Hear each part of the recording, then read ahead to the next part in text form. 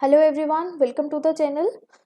आज की इस वीडियो में हम डिस्कस करेंगे एनवायरमेंटल इशू, जो कि एक सेशनल वर्क है बीएड सेमेस्टर थर्ड का, जो हमारी है एनवायरमेंटल एजुकेशन का कोर्स है, उसका है ये 303 का। तो किसी का कमेंट था कि किसी को एनवायरमेंटल इशू पे सेशनल वर्क चाहिए, और भी बहुत सारे कमेंट थे।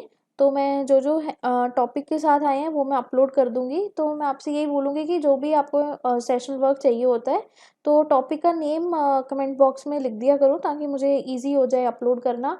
किसी का कमेंट पड़ा था मैंने कि फिजिकल एजुकेशन का आपको सेशनल वर्क चाहिए, बट मेरा फिजिकल एजुकेशन सब्जेक्ट नहीं था, तो मुझे आइडिया नहीं है उसका सेशनल वर्क क्या है। बट मैं ट्राई करूँगी कि मैं अरेंज कर दूँ, तो इसीलिए मैं चाहती हूँ कि आप मुझे टॉपिक का नाम लिख के भेज दो, ताकि मैं अरेंज करके दे सकूँ। तो बिना डिले के आज की वीडियो स्टार्ट करते हैं एनवायरमेंटल इशू के ऊपर। तो सेक्शनल वर्क में सबसे पहले तो हम मीनिंग या डेफिनेशन जो भी है हम लिखेंगे टॉपिक की। तो एनवायरमेंटल इशू की डेफिनेशन क्या है, या एक आप कह लो, या मीनिंग क्या है, तो वो एक दो लाइनों में यहाँ पे एक्सप्लेन किया है मैंने। और उसके बाद हमारे different types of environmental issue होते हैं, जैसे कि क्लाइमेट चेंज जो एक एनवायरमेंटल इशू है, डिफॉरेस्टेशन भी एक एनवायरमेंटल इशू है, biodiversity loss, air pollution, water pollution, noise pollution, ये सब ना different different types of environmental issues ही हैं जो मैंने इनको नोट डाउन किया है। ठीक है, तो आप different types of environmental issue लिख सकते हो। अगर आप फाइल पेजेस पे लिख रहे हो तो फिर तो आप ऐसे ही कंटिन्यूटी में लिख सकते हो, बट अगर आपको ये स्क्रैप बुक में करने के लिए कहा है तो आप थोड़ा इनोवेटिव बना सकते हो इसको। जैसे फ्लो चार्ट बना के लिख सकते हो, कटआउट्स लगा सकते हो, इमेजेस लगा सकते हो, कलर्ड पेन से लिख सकते हो। तो उस तरह आप खुद इनोवेशन कर सकते हो। मेरे पास इसका स्क्रैप बुक में मटेरियल नहीं था, तो मैंने आपको ये ऐसे पीडीएफ व्यू में कर दिया अपलोड। तो आई होप कि आप सबने नोट डाउन कर लिया हो। तो मैं स्क्रॉल डाउन करती हूँ ताकि आप नेक्स्ट पॉइंट्स भी नोट डाउन कर लो। ये भी हमारा है टाइप्स ऑफ एनवायरमेंटल इशू, जैसे कि रिसोर्स डिप्लीशन हो गई, वेस्ट मैनेजमेंट हो गया, ओजोन डिप्लेशन हो गई, इवन कि ओवर पॉपुलेशन हो जाना भी एक हमारे लिए एनवायरमेंटल इशू है। सो आई होप कि आपने इसका भी स्क्रीनशॉट ले लिया हो। और नेक्स्ट ये दो पॉइंट रह गए थे, ओवर पॉपुलेशन और land degradation. So I hope कि आप इसका भी फटाफट स्क्रीनशॉट ले लो। देन हम मूव करेंगे इफ़ेक्ट्स ऑफ एनवायरमेंटल इशू। अब एनवायरमेंटल इशू के कुछ इफ़ेक्ट्स भी होते हैं हमारे एनवायरनमेंट के ऊपर, हमारी हेल्थ के ऊपर, क्लाइमेट के ऊपर, बायोडाइवर्सिटी के ऊपर, है ना। तो ये सारों को मैंने यहाँ पे point wise point mention out किया है। तो मैं वीडियो को पॉज करती हूँ यहाँ पे, तो आप स्क्रीनशॉट ले लो, या वीडियो पॉज करके भी आप साइड बाय साइड लिख सकते हो, जैसे आपको ठीक लगे। नेक्स्ट ये हैं हमारे इफ़ेक्ट्स कुछ।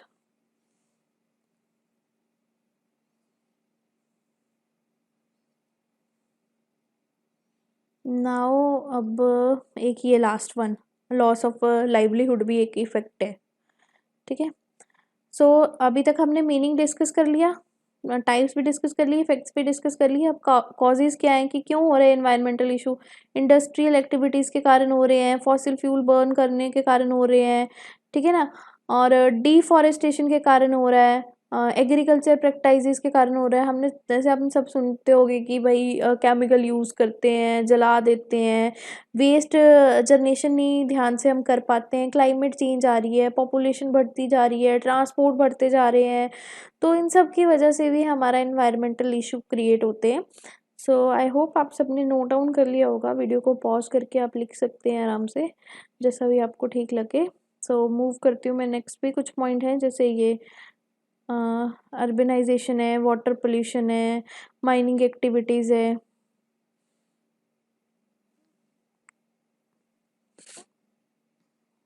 नेक्स्ट पे मूव करते हैं। ये दो और इफेक्ट्स थे, जैसे लैंडफिल्स एंड डंपिंग, और loss of ozone depletion substance. Okay, तो अब तो ये हो गया कि कैसे कॉज हो रहे हैं, क्या इफेक्ट हो रहे हैं, कितने टाइप के हैं, और मतलब मीनिंग क्या है। तो अब इन चीज़ों को कंट्रोल भी करना है, तो कंट्रोल को भी मेंशन आउट करना बहुत ज़रूरी है। फिर अब हम कंट्रोल की बातें करते हैं। तो कंट्रोल में जैसे पॉलिसीज़ होनी चाहिए, अच्छे से रिसोर्स मैनेजमेंट होनी चाहिए, है ना।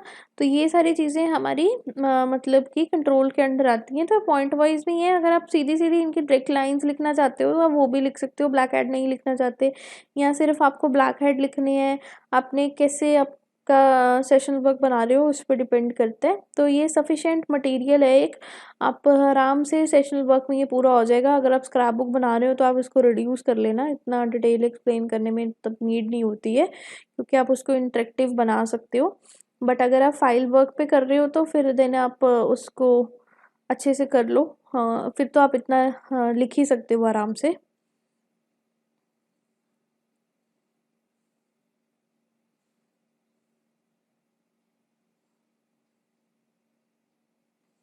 और बाकी सारे सेशनल वर्क भी मैं इसी वीक के अंदर अंदर सारे अपलोड कर दूँगी, और देन उसके बाद मैं जितने भी नोट्स हैं वो सब अपलोड करने लग पड़ूँगी, फर्स्ट सेमेस्टर के भी और थर्ड सेमेस्टर के भी।